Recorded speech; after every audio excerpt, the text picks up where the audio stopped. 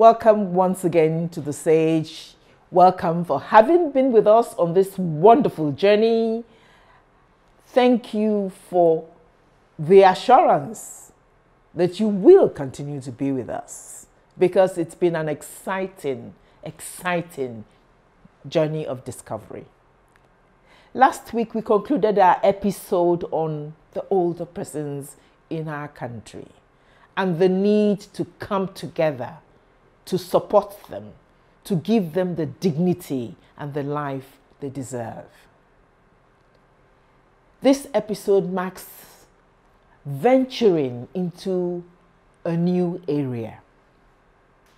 This is the time of the year when, of necessity, whether consciously or unconsciously, many of us reflect.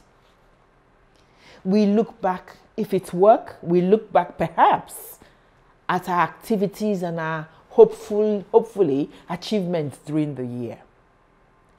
If it's our life, we also reflect, because we're about to embark on a new year. And that, in a way, means for each of us, I'm sure of that we're looking and thinking, how many of the things I wanted to do this year did I do? How many do I carry over? How should I make the next year better? I will confess that I indeed have also been going through that. I have been doing my personal reflections. And for me, I suddenly made a startling discovery. As I looked back my journey of work professionally for well over 40 years, I realized that in reality, you can be what you want to be. Let me say that again, because it hit me like a lightning bolt. You can be what you want to be.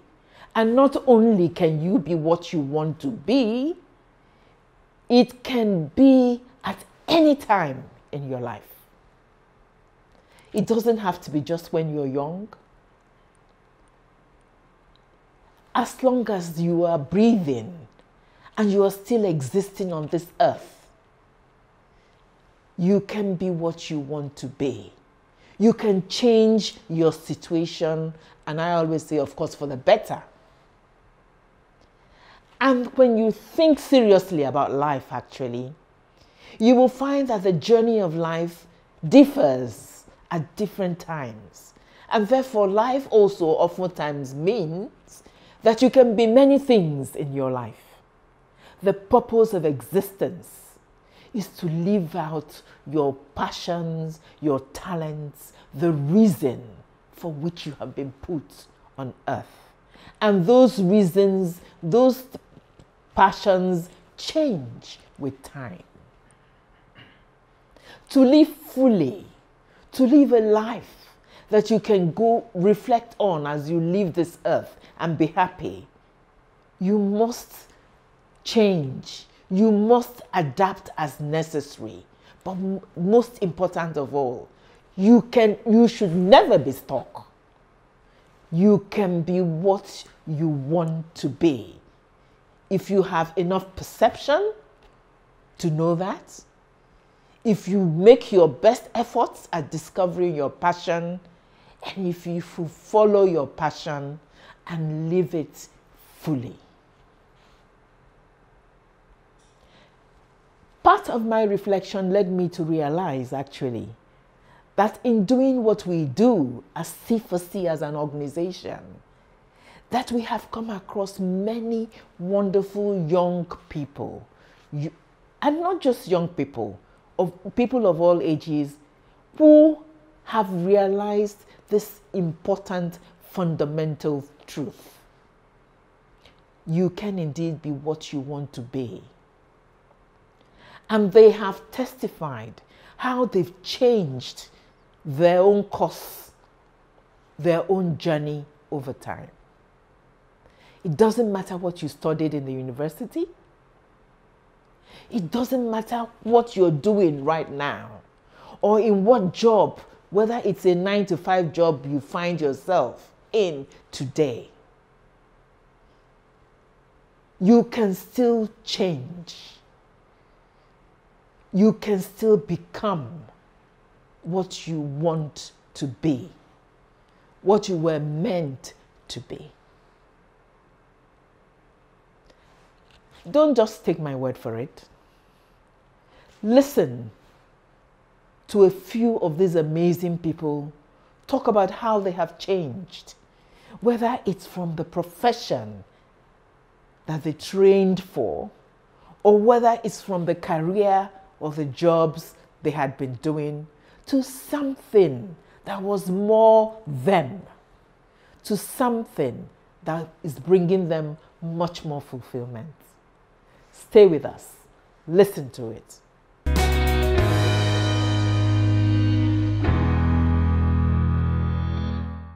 Natasha's grandeur has done such a wonderful job for the many years I have known her, not just for the sage, but that I have known her as my savior when it comes to issues of fashion and dressing, that I have complete confidence in her.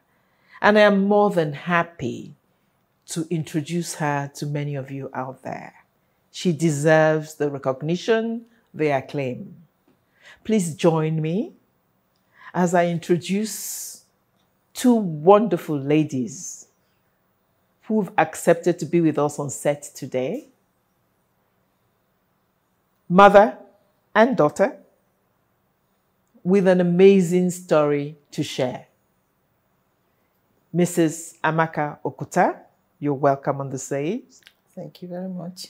And Miss Amaka Okuta, you're also very welcome on the stage. Thank you for having me. Let me start with the older Amaka Okuta. Welcome once again. Thank you. The brains, perhaps, not perhaps for sure, behind Natasha's grandeur. Something you've invested love and passion in for over perhaps 40 years. Please tell us about yourself. Let me just say, even before she says that as you will find with many talented people in the country, particularly people in the fashion industry, they often have backgrounds that are different from what they are now doing. Mrs. Amaka Okuta is an honors graduate in chemistry. That's where she started. And Miss Amaka Okuta is a lawyer. Is a very busy practicing lawyer. So yes, they are not just Natasha's grandeur. They are solid professionals behind that name. It is with a great deal of pleasure that I introduce Ngozi Roland Onwegwumoke. Thank you so much, ma'am. Welcome to the show. And before I hand over to you and ask you to tell us a little bit about yourself, let me say something more, one more thing about Ngozi. You see, I never get tired of talking about Ngozi. But not only is Ngozi hardworking and enterprising, I think one of the things that endeared me to Ngozi after I met her is she embodies that concept of social entrepreneurship. Mm-hmm. A heart that is large. A heart that gives from her own successes, that forever is wanting to teach, to mentor, to take others along with her. And she's a living testimony of the fact that when you give, that is when you truly receive. Yes, Ngozi, welcome to the show. Thank you. Please tell us about yourself. Thank you. I'm Ngozi Roland Onwegwumoke, a graduate of agricultural economics from the Premium University of Ibadan. I also hold a master's degree in business administration. I am the CEO of Safi Event Managers, an event management and catering outfit. I'm also the CEO of Sem Foods and Spices, where we produce natural and healthy spices. I'm also the convener of Business Mind Foundation. Wow. A foundation that brings entrepreneurs and intending entrepreneurs together to help create visibility for their business, to also see how we can create partnership and encourage intending entrepreneurs to start up. It's great to have a young man like you who is able to devote his dreams, his talents, his vision to making farming profitable. And so, Eric, welcome. Thank you very much. Welcome. It's wonderful. Before we delve into your business, Tell us a little about yourself. All right, thank you very much, Ma. I am happy to be here. I grew up in Makurdi, Benue State, central Nigeria. And it is known as the food basket of the nation. Predominantly, we are farmers in Benue State. So I grew up met my parents farming. Every plot of land in where we lived was put into producing one crop or the other.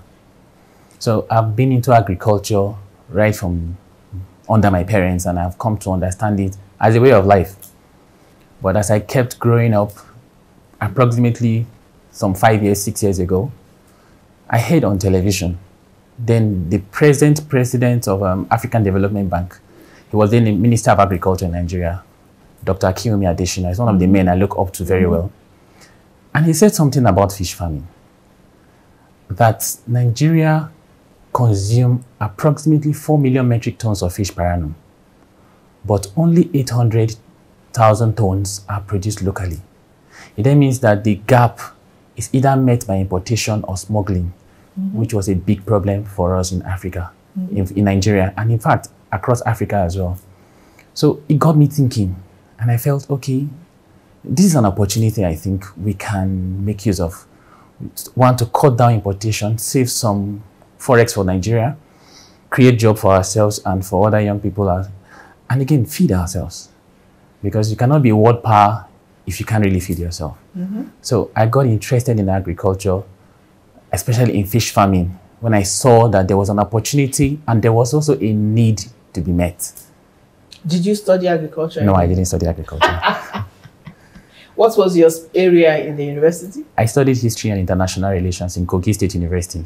It's amazing, you know, at least it's a basis, you know, that allows you to adventure into new areas. Yes. Great, great. So you decided to go on into fish farming? Yes. So My dear, tell us a little about yourself.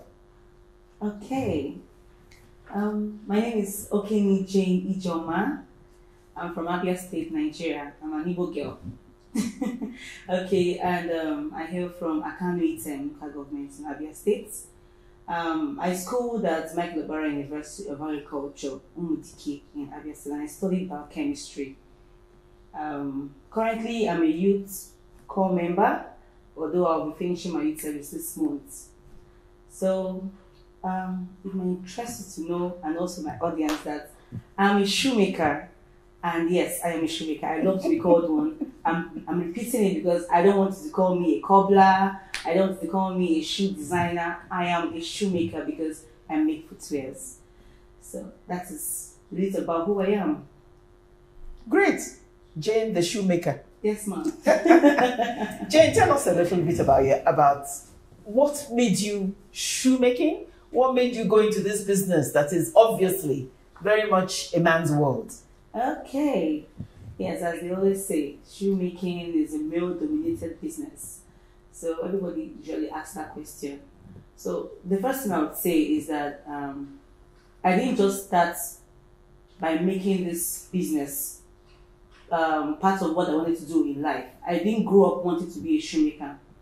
You know, it was born out of passion for entrepreneurship, passion for business, passion to wanting to become something different aside the regular things that women do in society.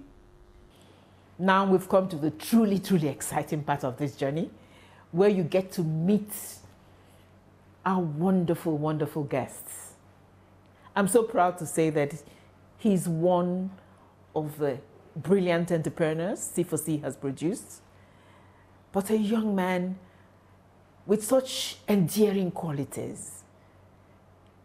Calm, fun, and full of music. When he's with us as a team, before we know where we are, he's singing and we're dancing and we're rejoicing in our fellowship, in being one, in being together. Please join me in welcoming Joshua Adedeji. Thank you, ma'am. To the show. Thank you. It's a real pleasure. Thank you for agreeing to be with us. Thank you. Thank you, ma'am. Joshua, tell us about yourself. Thank you so much, Ma. My name is Joshua Dideji. I finished from Ladoke Akintola University of Technology. I studied accounting. I'm also a graduate of Conversations for Change. Yeah, C for C. I'm from Oyo State. One place in Nigeria that you might not know is from Otu. I don't know if you've heard of that before, but I'm from Oyo State. I think that's just a little about me I want to talk about now. An accountant. How did you find your way to music? Okay, I think I was watching a comedy yesterday, Destalker, and I was talking how that a lot of Nigerian youths, all the things they studied in school, they ended up not practicing. So, but I don't think that's the case for me. I think for me, it's passion driven to find myself where I am. So, growing up as a child, I grew up into a family where we love music. So my dad used to be a conga player. I don't know if you know it, conga, like a percussion. Yeah. Yes. He's also a deacon in the church. But then at some point, he just told me that, boy, very soon I'll be getting old. I think you should start playing this instrument. And then I started playing it. Okay. And then along the way, I started having that, that interest in music. And then I found myself playing the piano. My elder brother, who is now out of the country, plays the piano. So he taught me how to play the piano. And then along the line, if when you love something, when you love a particular thing, music, you just find yourself learning other things that has a relation to that thing. So I learned how to play the guitar. Along the line, I learned how to play the violin. So I play almost all the instruments. Wow. Yeah. So wow. That was it for me. And it came naturally. It came natural. Yeah. There was not having to struggle to learn one particular instrument because it's just me. It gave you joy.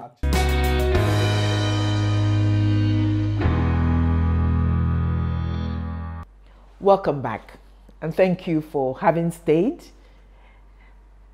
And thank you for having viewed the clips we shared. We assure you there are many more of such wonderful people in our archives. Do go to our YouTube and watch the previous episodes in which many of them spoke.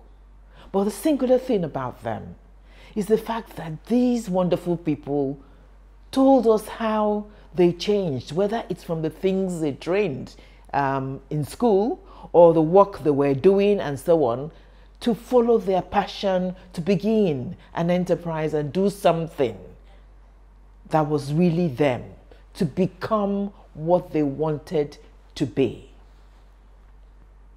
And before I move on, I must reluctantly, as I had mentioned at the beginning, share a little of my own personal reflections on this.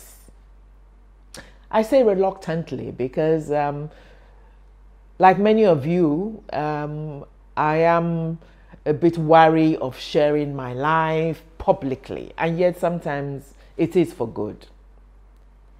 For me, I have worked professionally for over 40 years. I started as a clinician. I'm a public health physician, so worked in the clinics, worked in the communities, turned into a teacher of medical students, still worked as a doctor, but now also grooming, educating and informing medical students to become competent doctors. Then I moved on to become an international development expert and worked in many countries in the world in working with countries and communities to craft their programs, to implement their programs.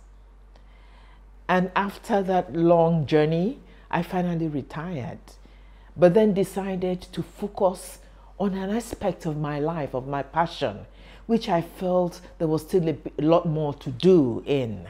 And that is empowering young people, helping young people to become the best they can be. But let me admit before you that none of it was easy. That for each move, each decision, that it involved doubts, fears. It required courage, questioning myself on whether I was doing the right thing. And for each one of those changes, that it also involved hard work, failures, picking myself up, continuing. But I am profoundly grateful to God to say that the end of it, however, for me, on reflecting, was that each one of it was a success.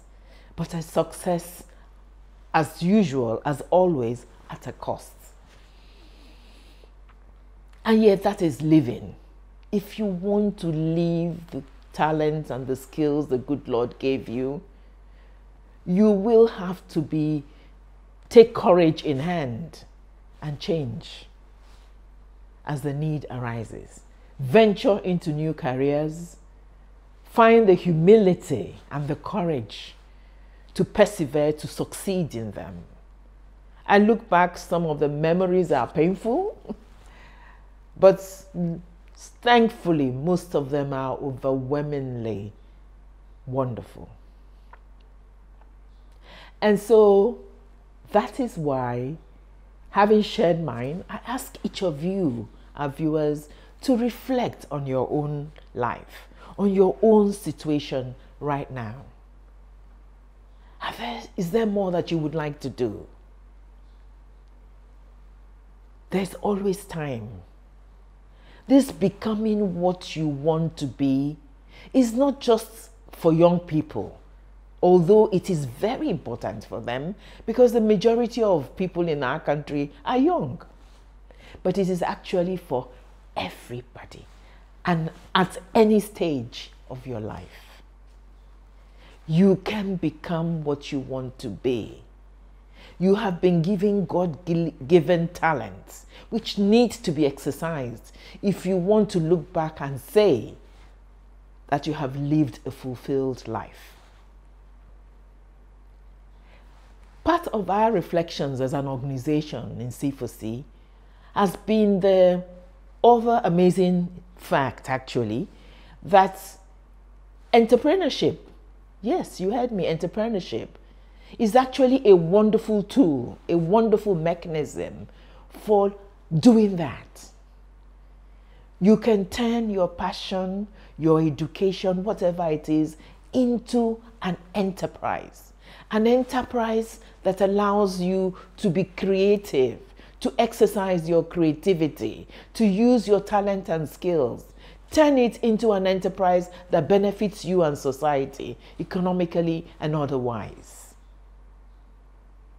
There are many of us who can indeed be expert entrepreneurs if we try. Many moguls and business billionaires and so on started, they didn't even need to start early, started in their 40s and 50s and 60s. This is the time to consider seriously whether entrepreneurship is the way to go. And entrepreneurship is important. It is important for you, all of us individually, so that we can become more economically empowered. But it is also important for our country because it is small and medium scale businesses that raise the economy and provide jobs.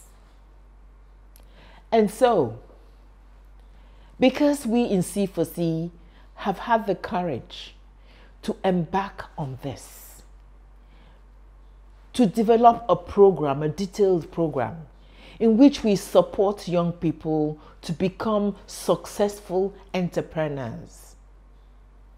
And we have seen the results of the program. We have decided that it's important that we share that process.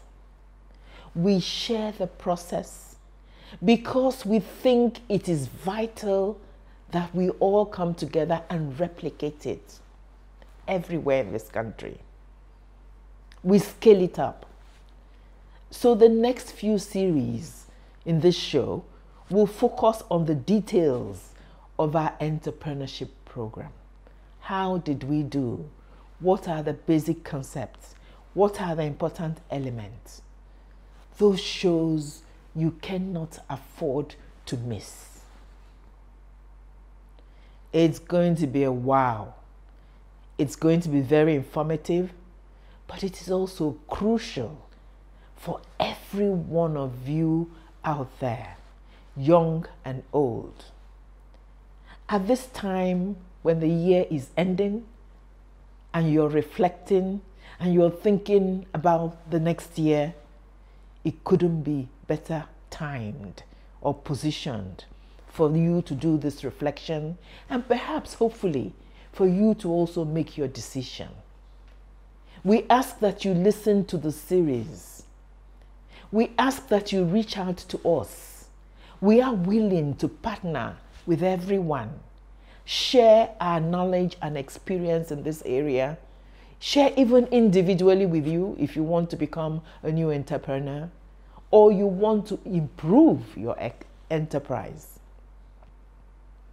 Yes, it is a time for reflection. It is a time for change. It is a time for becoming what you want to be. We wish you a wonderful, wonderful holiday season. Be with us every week as we unveil our concepts, as we encourage and spur you to become what you want to be. Thank you once again for having been on the stage. See you next week.